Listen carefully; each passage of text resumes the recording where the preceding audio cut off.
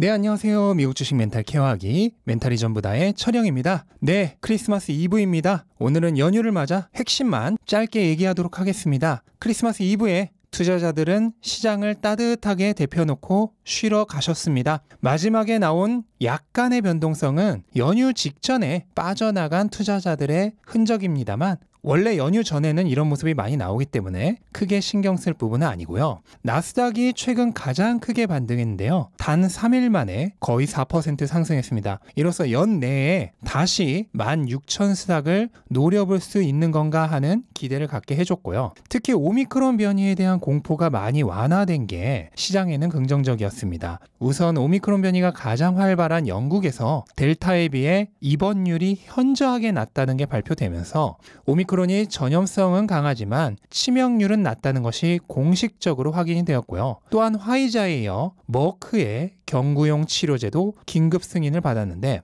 이것도 공포를 완화시키는 데 큰 도움이 되었습니다. 한 가지 11월 개인 소비 지출이 발표가 되었는데 전년 대비 5.7% 물가가 상승을 했습니다. 이로 인해 1982년 이후 40여 년 만에 최고치고요. 하지만 얼마 전 발표되었던 CPI와 큰 차이가 없을 뿐더러 이미 시장이 예상하고 있던 수준 내였고 테이퍼링 가속화가 이미 확정되어 있는 상황이기 때문에 딱히 인플레이션 공포를 강화시킨다든지 연준의 테이퍼링 속도에 영향을 미친다든지 하는 추가적인 악영향은 없을 것 같고 오히려 그만큼 현재 소비자들의 소비 심리가 활발하다는 긍정적인 지표로 받아들일 수도 있을 것으로 보입니다. 암호화폐 시장도 주식시장과 마찬가지로 크리스마스 이브를 맞아 일제히 상승했습니다. 비트코인은 오랜만에 5만 달러를 돌파해서 5만 1,000달러까지 넘어섰고요. 거의 모든 암호화폐가 상승 중입니다. 비트코인의 해시레이트는 현재 5월 대폭락 이전의 최고 수준을 회복했습니다. 해시레이트는 곧 비트코인을 채굴하기 위해 들어가는 비용을 뜻하죠. 채굴 원가가 높아질수록 채굴자들은 낮은 가격에는 채굴한 비트코인을 판매하지 않겠죠. 실제로 현재 채굴자들의 비트코인 보유량은 급격히 증가 중입니다. 이 가격에는 팔지 않겠다는 뜻인데요. 채굴자들은 비트코인의 1차적인 공급을 책임지죠. 그런데 공급자가 시장에 물건을 내놓고 있지 않습니다. 그렇다면 수요와 공급의 원칙에 따라 가격은 어떻게 될 가능성이 높아질까요? 네. 테슬라는 오늘도 강하게 상승을 했습니다. 5% 넘게 상승하면서 1,067달러까지 올랐고요. 불과 이틀 전 장 초반에 886달러까지 내렸던 걸 생각하면 단 이틀 만에 20%가 올랐습니다. 그런데 오늘 장이 열리고 나서 주가가 일시적으로 1,000슬라를 깨트린 일이 있었는데요. 프리마켓에서 오르던 걸 생각하면 조금 기이한 움직임이죠. 이거는 추측입니다만 일론 머스크가 남은 마지막 물량을 크리스마스 선물로 거하게 시장에 투척한 것이 아닌가 하는 추정을 하고 있습니다. 영상을 만드는 아직까지는 폼4가 보고되지 않았고 또 이제 연휴기 때문에 이걸 보고하시는 분이 보고를 미루고 조기 퇴근했을 가능성도 생각해야 되기 때문에 연휴 다음 날까지 지켜봐야 하겠습니다만 개인적으로는 가능성이 높다고 생각합니다. 일론 머스크는 총 2,280만 주의 스탁 옵션을 취득하는 데 드는 세금을 지불하기 위해 현재 주식을 팔고 있죠. 지금까지 총 2,130만 주의 취득을 끝냈고요. 이제 남은 건 155만 주 뿐입니다. 기존의 패턴대로라면 단 한 번의 매도로 모두 취득할 수 있기 때문에 이제 딱 한 번 매도 물량이 남았다고 추측하는 게 합리적인데 크리스마스를 맞아 900달러대의 테슬라를 선물하기 위해서 오늘 마지막으로 팔지 않았을까 추정을 하는 것이죠.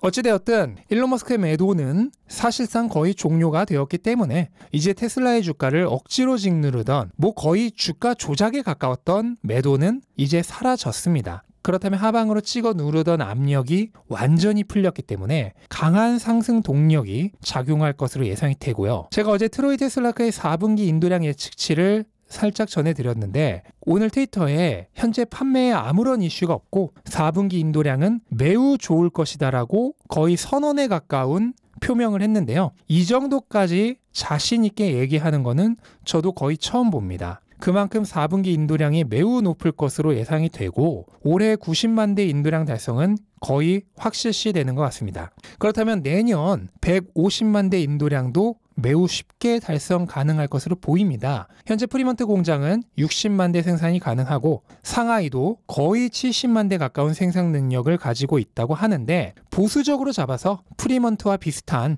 60만 대라고 가정을 해도 이 두 개의 공장만으로 이미 120만 대 생산이 가능합니다. 거기에 기가 텍사스는 연초에 오픈을 할 거고, 기가 베를린은 그거보다 조금 늦게 오픈된다 하더라도 이 두 개 공장을 합쳐서 연간 30만 대 생산은 충분히 가능할 것으로 보는 게 합리적이죠. 하지만 시장이 생각하는 내년 인도 대수는 겨우 128만 대입니다. 이로 인해 EPS 추정치에 엄청난 차이가 발생하게 되죠. 현재 테슬라는 규모의 경제가 한참 적용되는 단계이기 때문에 판매 수량이 늘어날수록 마진이 급격하게 증가하고 있습니다. 애널리스트들이 예상하는 128만 대 기준 내년도 예상 EPS는 8달러 75센트입니다. 하지만 150만 대 기준으로 예상할 경우 EPS의 측치는 12달러대로 급격하게 증가합니다. 시장 예측치를 25% 정도 초과하는 엄청난 실적이 가능할 것으로 보이는 거죠. 그런데 중요한 건 현재의 이 보수적인 EPS 전망으로도 지금 주가는 실적 전망보다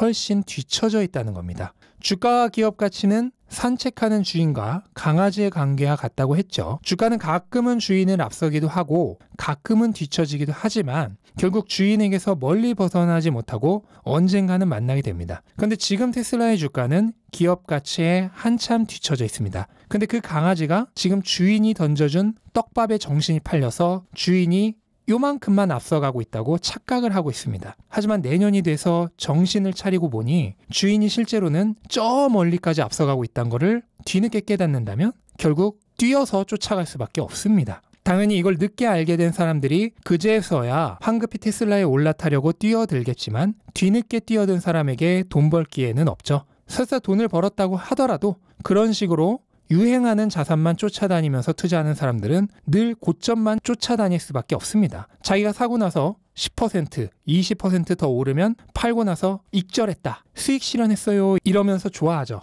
그렇게 고점만 쫓아다니다 언제 한번 제대로 물려서 그동안 벌었던 것까지 다 잃습니다. 개미가 망하는 가장 대표적인 사례죠. 정말 수없이 반복되었고 앞으로도 반복될 슬픈 역사입니다. 어떤 자산이든 소문 듣고 나중에 뛰어온 사람에게 자리는 없습니다. 미리부터 미래를 내다보고 그 자산을 선점해 두었던 사람들만이 돈을 벌 수 있죠. 이거는 인류 역사에 늘 반복되어 온 진리이고요. 제가 채널을 시작한 이후 1년 3개월 동안 수없이 반복되어 왔던 현상입니다. 그리고 앞으로도 계속 반복될 것이고요. 거짓말 같다고 생각이 된다면 제 채널을 계속 지켜보시기 바랍니다. 과연 이 슬픈 역사가 앞으로도 계속 반복되는지 아닌지. 네, 이렇게 오늘은 조금 짧게 정리를 해보도록 하겠고요. 이제 즐거운 성탄절 연휴입니다. 가족들과 함께, 사랑하는 사람들과 함께 즐거운 시간 보내시기 바라고요. 저희는 다음 주에 다시 만나 뵙는 것으로 하겠습니다. 이것으로 영상 마치겠습니다. 영상 도움되셨다면 구독과 좋아요 부탁드리고 즐거운 연휴 보내시기 바랍니다. 감사합니다.